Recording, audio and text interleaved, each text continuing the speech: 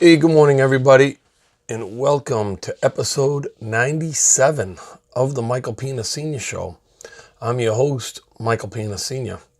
It's November 15th, 2018, and this is a show to help you grow your wealth, live debt-free, so later on you can live and give like no one else. Listen, Chris Rock said, wealth is not about having a lot of money.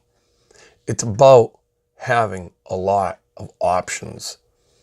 And that's what I try to do for you by doing the right things with your money and trying to teach you the right things to do with your money. And I got a couple of things to talk about today that hopefully will help you. The first thing, though, I want to just say, I listened to my last show and I couldn't believe how raspy my voice was. I want to apologize for that. My voice is still a little that way. And I got that way from cheering on my son's team last Saturday because it was our last game, senior's last game, and they went out winners. They went out winners, which was nice. You know, he plays quarterback for Nichols College, a small college in Dudley, Mass. And it was just nice to see them all win and play well, and I was cheering for the whole team. So my voice took a little toll, but we'll get through it, I'm sure. It was worth it. But I just wanted to let you know. I couldn't believe how bad my voice was, so I just wanted to let you know that. But listen, we're going to get on to the budget here. And I'm going to tell you something right now. I'm guilty of being a budget buster for this month, or I could say because of last month. The first thing I did, which I don't want you to fall into these bad habits, you know, I try to create good habits. I try to stick to the good habits. And even sometimes I fall away from those habits and I lose my patience. I'm trying to get this studio done that we're in right here because I want to be able to do things, you know, in better quality of what I'm trying to do. But I paid to have work done that was outside of my budget. So I had to use some of my emergency fund money to help finish the work to be done that was started, and I didn't budget for that. Which what I'm saying is I lost my patience because I should have waited. I should have saved up more money and then had the work done. And the reason why I bring that up is because, you know, I'm being guilty. I'm holding myself accountable. And that's the thing that you have to do is you have to have an accountability partner. Because now what happened is, you know, now I'm not communicating properly with Meg, my wife, that I used a little bit of the emergency fund money to, you know, to pay for the work being done inside my studio. And then she's buying Christmas presents without completely communicating with me about it. And we're losing a little touch and we're losing a little bit of our budget. And what can happen is, and I'll tell you right now, it ain't going to happen to me, but I don't want this to happen to you. What can happen is you start falling behind a little bit or you start losing a little bit of your budget. And then you think it's okay to use a credit card. The first thing that you do on my plan is you cut up the credit cards. The number one thing you do is never go back into debt when you're out of debt.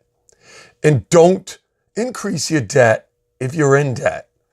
So you have to stick to a budget. I'm telling you a story about me right now because I screwed up. And it's like I do this show every day, but yet I thought I could outwork, you know, my own budget. And there's only so many hours in the day that you can work to increase your cash flow.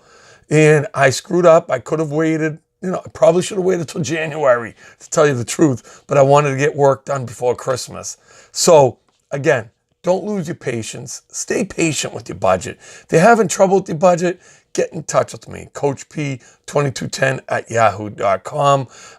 Go to everydollar.com, download that app for free, and work on your budget. I can help you. Okay, it's the backbone of everything that we do. Because you got to know where your money's going. You got to know what's coming in and what's going out. Now, the next thing I want to make sure that you're doing along with the budget is you're sticking to the baby steps as I laid out. Again, I'm just going to talk about baby step 1 and 2 right now.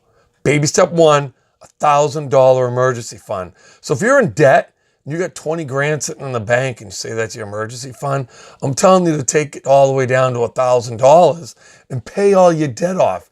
Use that money to pay your debt off. And you're listing your debts, smallest to highest, paying the smallest one first, working your way down to the highest one, okay, until they're completely paid off. And, I get this thing, well, we need credit. We need to be able to have, a good credit score to buy a house. We need a good credit score to buy this. Listen, as Dave Ramsey says, you can't, worship at the altar of Lord FICO. Because the thing is, all a debt score is I've been done with money score. And if you have an 800 FICO score, what that means is you've paid back $100,000 in interest. And I don't want you paying back interest to get somebody rich. I want you to use that money for you to build wealth. Just like I said in the opening with Chris Rock, wealth is not about having a lot of money. It's about having a lot of options. And you're taking away your options if you have to, pay back these bills continuously. I mean, I don't have that headache anymore trying to scramble, what do they say, taking from Peter to pay Paul. I used to do that trick all the time. I don't do that. Right now, I'm fighting myself to stay on budget with the different projects I got going around my house and going around, with everything that I'm doing. And I want you to reach that point, be out of debt. So you say, how do I buy a house? Well, you can go to Churchill Mortgage and get a mortgage broker that'll do a longhand version of a mortgage. And what does that mean is they'll take a look at what you have in the bank for cash. They'll look at what you have for debt. That's a debt to cash ratio. And they'll see what your years of work are. What would you rather have? Somebody that has an 800 FICO score, okay? They've got $150,000 in debt, but they got an 800 FICO score, right? They've got nothing in the bank, and they're working, making, combined income $100,000.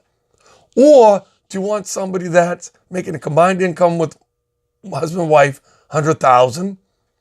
They got a 0 FICO score because they don't use credit cards. Oh, but they have $150,000 in the bank.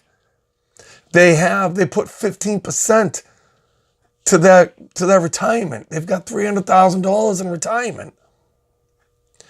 I'll take the person with a 0 FICO score with no bills. That's what I want, with $150,000 in the bank. Unfortunately, a lot of these companies, they don't even look at what you got in the bank. All they look at is your FICO score. You don't want to use those companies. You don't want to work with those companies. Because like I told, at 800 FICO, I couldn't believe that. That blew me away when I learned that. FICO is not your wealth provider. Your biggest wealth building tool is your income. And you have to make sure that as much of your income is freed up to build your wealth. And again, that'll give you choices to do what you want to do. To be able to, if you don't want to, if you want to be able to move, if you want to make choices on doing what you want to do, that's how you'll do it. But if you're tied down with these credit cards and with these incredible bills that you have, it doesn't give you much choice. You can't take chances and move to that next job. You're scared. You're fighting with your spouse about money. That's what I want to get you away from. And listen, if you don't have an accountability partner, that's what I'm here for. Get in touch with me, Coach P, 2210@yahoo.com. Go to Peanut Financial Coaching on Facebook. Like that page. You can message me right through there. All right? And again, I'm putting content out on podbean.com. My voice, again, was screwed up yesterday, so I wasn't able to do my show yesterday for Podbean. I'm going to try to do a show tonight.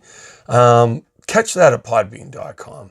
And again, if you haven't subscribed to this channel, subscribe now. Hit the subscribe button. All right?